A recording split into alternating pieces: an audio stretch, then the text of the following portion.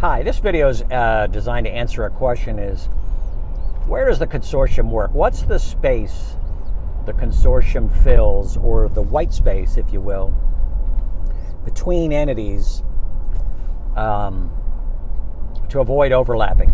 Well, I think the first thing is, if you are not familiar with the All-Hazard Consortium, it was started by states back in 2003, really, formalized in 2005. As a nonprofit in Maryland. And it was really trying to fill the white space, which was a big issue, is that how do we get multiple states to coordinate together on simple things with the private sector? And it's always been the mission there. So it was not designed to get involved in things that were already in place. It was designed to fix things that are everybody's problem, but nobody owns it. And so in a recent workshop, we had to articulate again what this is, and it kind of helped us to realize we're not saying that right. So let me see if I can explain it better here on this video. So the first thing is, the consortium is a regional organization. What we define by regional is it's a multi-state, geographically, it's a multi-state focused entity. So it doesn't normally get down into the local or the state efforts. It focuses on multi-state regional things. Well, FEMA has regions. FEMA Region 3, FEMA Region 1, 2, 4, 5, 7, 8, 9, 10, 8, whatever, I missed one. Well, and those are designed for planning and things like that, and that's fine. I work closely with all the regions here on the East Coast just because we get hammered with storms all the time. So those regions do multi-regional coordination within their region. The trick is these storms travel across 3 FEMA regions. So FEMA Region 4 is kind of the southeast. Region 3 is kind of the mid-Atlantic. Region 2 is New Jersey, New York, Puerto Rico. Region 1 is the New England states, kind of in a general sense. There's a whole listing of all that. And in most of the areas we get involved in, we're dealing with storms or events or incidents that impact a single and sometimes multiple FEMA regions. So we operate at that regional level, number one. And the second space we operate in is between public and private. We're not going to change or assist government in making changes that much. That's really not our role. Our role is public-private. So what we work on is, how do we help states better coordinate, communicate with private sector? And this is very difficult for them to do at times. They put in programs like through grant money, they fund a person to be their state private sector liaison. Well, that is very difficult for one person to handle 4,000 companies, okay? Because the private sector is demanding, and if they make a request and it's not answered, they don't request anymore, because now that process is deemed unreliable operationally. Not people are bad or stupid or anything. It's just they can't rely on it operationally, so they stop using it. And we've seen a lot of turnover with the private sector reps. Good people, they'll stay 2, 3, 4 years. I remember Andy Lawlin, when he was a Homeland Security Advisor for Maryland, he says, "Tom, let me tell you what it's like to come to work for the state of Maryland at that time." He said, "Hi, welcome to state of Maryland, and you're furloughed for 90 days. And we're going to pay you a sub market salary, and you're furloughed for 90 days. I never forgot that, Andy. And they leave to go to work for the private sector. Well, if there's one job the private sector needs to sustain in a state, it's the state private sector liaison in the Emergency Operations Center. And those folks are grant funded, and they're underpaid, in my opinion, but that's the program. So we operate between public and private sector. And the third, so geographic coverage, market coverage between public, we work on those public-private issues that just never seem to get fixed, because to fix them, you've got to be on it all the time. It's not let's do it during the storm.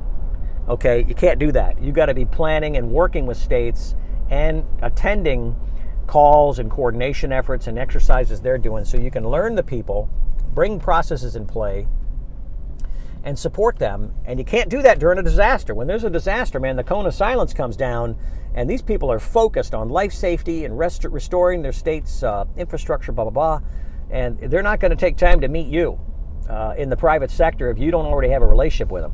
So the consortium kind of works on that with limited staff. We don't cover all the states in the country, certainly, but we focus pretty heavily on the East Coast.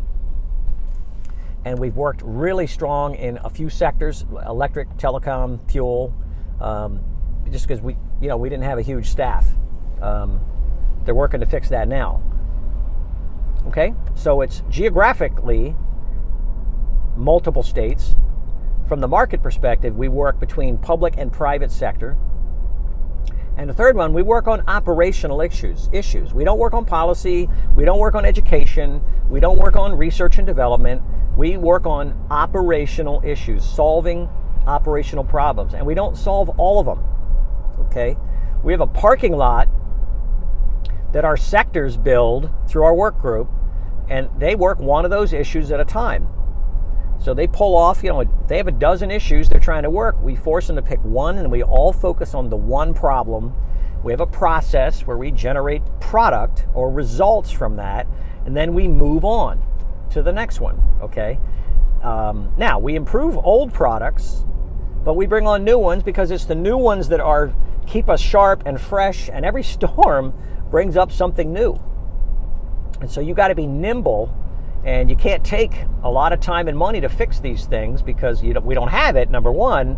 And number two, if it's too slow, people lose interest. They just tune out. And we've had that happen too. So we've learned a lot in 15 years of being around. So anyway, geographic, multi-state. Market, public, private. Issues, operational. Okay? And our job is to identify the problem and develop the product, the solution, which can be education, it could be an app, it could be a data set.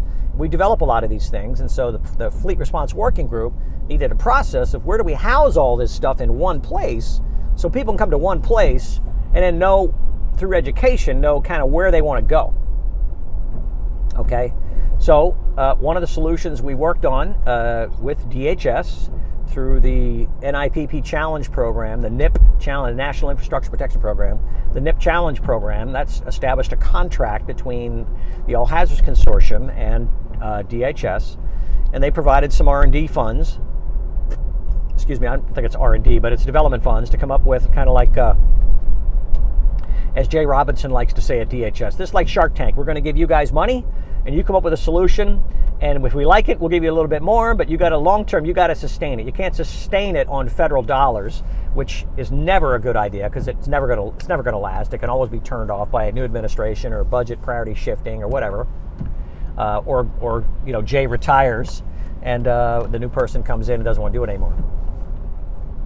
So we've always had that long-term sustainment in mind, to be sustained by the private sector. Doesn't stop federal investment, but the private sector's got to own the operation of it, right?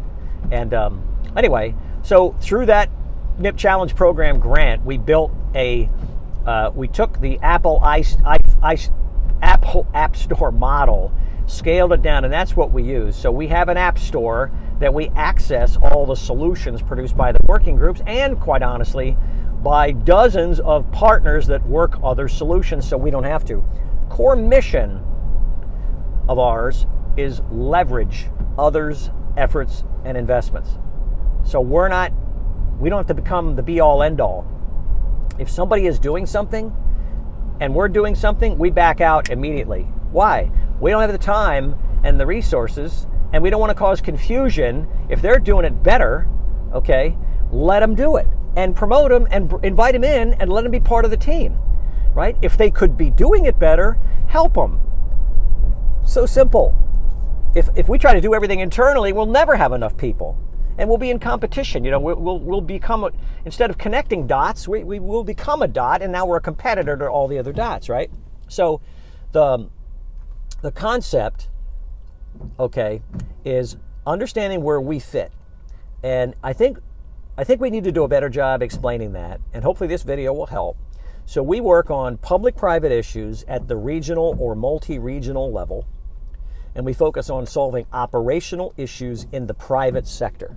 That's where we focus, is solving private sector issues, because that's what government has a hard time to do, and all of them want to do it. Okay? And the benefits of that are immense. Because at the end of the day, government provides support in the form of people, police escorts, information, help, phone calls, getting us contacts, quick decisions, getting declarations, getting waivers.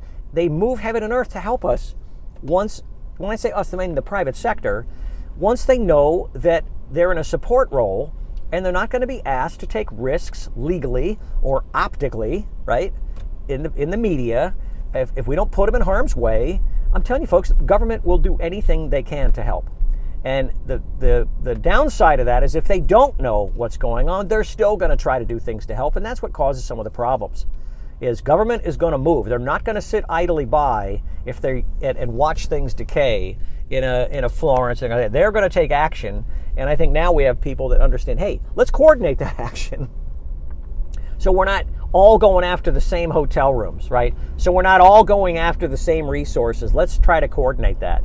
And that lodging, fuel, these competitive resources are an issue, and that's a problem. That's a potential use case that we'll be working on. Is how do we better understand what all of us do in a competitive environment for fuel and things like that? Because what happens a lot of times is people get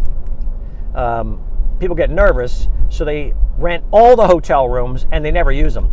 Whereas other people will come in that really need them and can't get them because they're on somebody's list of reserves, for example. And what that meant in some cases, utility workers have to get hotel rooms an hour out of town, which delays restoration. The longer time they take to get to and from the site of restoration, the longer citizens and businesses are without power. So, okay, we got to work that out. Does that make sense? So, anyway, so that's the space. That's where the consortium and its work groups fit. That's where they operate, is in that space, and it's very difficult for government. It's fraught with it's fraught with issues and landmines, and you got to be very careful on how you move in that space, because you can, by trying to help, you can actually cause problems and disrupt processes you're not aware of, and it can make a lot of people very angry. So, not because you're stupid, it's just because you're stupid. Right? Does that make sense? You're innocently stupid. You're not, malicious. Anyway, I hope that helps you understand kind of where we fit and how we operate. And one of the best parts of that is we provide continuity amidst elections and turnover. Right? With a membership base now of plus 40,000 people and a 15-year track record of credibility, the consortium, its stakeholders trust one another. They stay together. They may change jobs, but they stay involved, and it's just a tremendous brain trust that 99.9% of it is volunteer people. The core group, right, are a few people that scale from like 2.5 to hundreds on a given issue. It's an amazing model, and it works. It works very well. So I hope that gives you some perspective on kind of where the AHC and its working groups fit in the big puzzle of these large-scale incidents.